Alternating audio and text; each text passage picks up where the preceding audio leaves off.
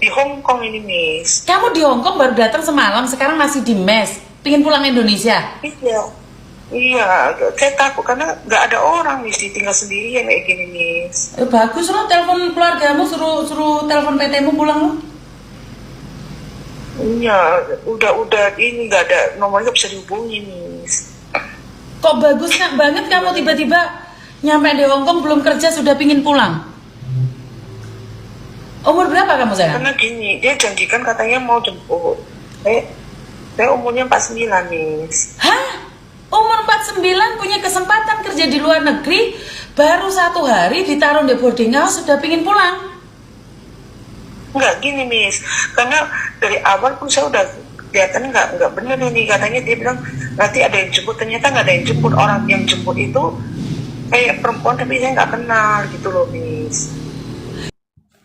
Halo, Assalamualaikum warahmatullahi wabarakatuh. Bertemu lagi dengan saya Mila Formosa. Pada kesempatan kali ini, saya sedikit menanggapi sebuah video yang sedang viral di sosial media.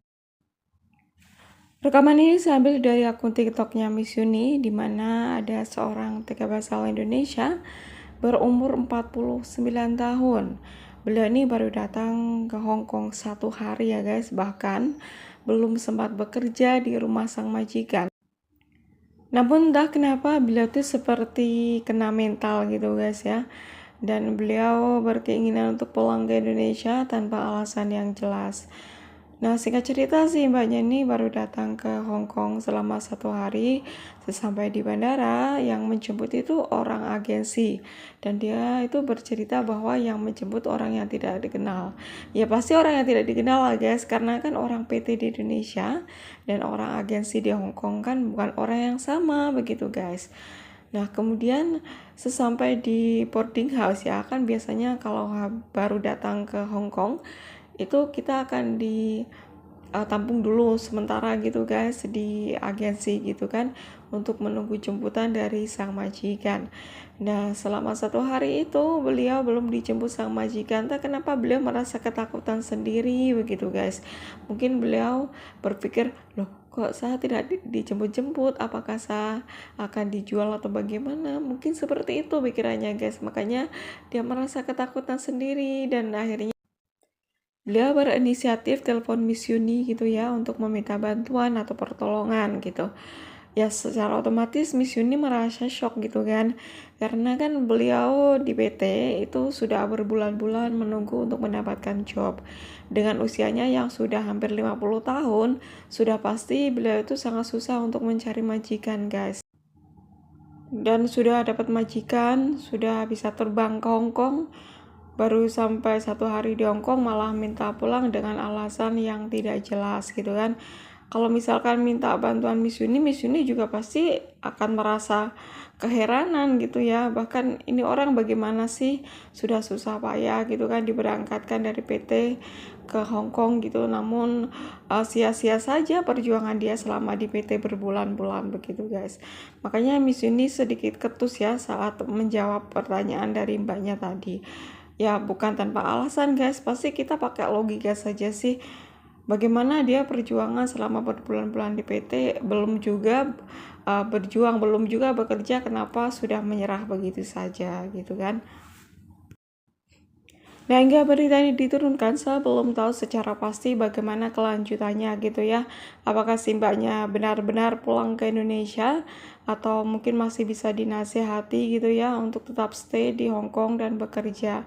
Namun tadi saya melihat ada komentar salah satu dari netizen bahwasanya ternyata si mbaknya tetap pulang Indonesia, dan pastinya pihak agensi juga tidak bisa menahannya kan, karena itu keinginan dari si mbaknya sendiri. Tapi biasanya kalau kita ya baru datang ke tempat penempatan ya dan belum bekerja gitu kan, kita pasti nanti akan diberi sanksi sama pihak PT guys. Ya entah itu nanti akan didenda atau mungkin nanti akan diproses kembali ke negara lain begitu guys. Karena pihak PT pasti tidak mau rugi tentang hal ini gitu kan. Untuk proses ke Hong Kong, apalagi beliau ini kan berbulan-bulan di PT ya, di situ juga kan pasti pihak PT nggak mau rugi gitu kan, karena selama berbulan-bulan sudah menampung dan membantu proses beliau. Yang saya lihat dari kasus ini bahwasanya mbaknya ini sebetulnya belum kuat gitu ya, atau belum kuat mental untuk bekerja di luar negeri ya. Entah mungkin bisa jadi si mbaknya itu pertama kali bekerja di luar negeri, atau mungkin mbaknya itu ketakutan gitu ya, atau mungkin bahkan si mbaknya itu punya masalah pribadi yang membuat pikirannya itu merasa kacau atau kalut begitu.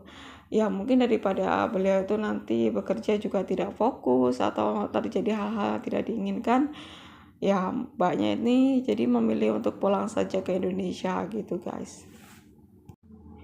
Ya kita doakan buat si mbaknya ya, jadi apapun keputusan yang beliau ambil semoga menjadikan jalan yang terbaik, karena kan untuk bekerja di luar negeri kita juga butuh mental yang kuat guys. Kalau mentalnya sudah begini, kalau dilanjutkan juga takutnya nanti malah beresiko gitu kan. Kita doakan juga semoga saja proses kepulangan beliau juga berjalan dengan lancar. Ya entah bagaimana nanti pihak PT dan pihak keluarga, semoga saja sih tidak memberatkan kepada beliau gitu ya. Atau paling tidak semoga saja mbaknya bisa proses ke negara lain gitu. Nah ini juga bisa jadikan pelajaran bagi teman-teman yang ingin proses ke luar negeri yang sedang berada di PT nih.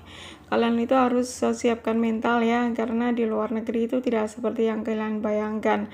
Kita itu sampai di luar negeri kita harus beradaptasi dengan apapun ya.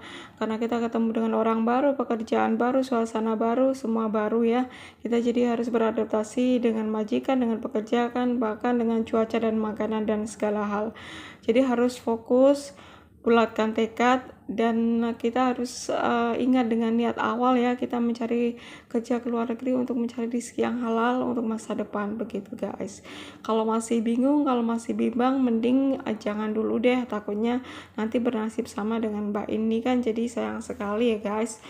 Nah jadi berita ini sempat menuai banyak sekali komentar dari para netizen ya guys. Berikut adalah komentar-komentar dari para netizen.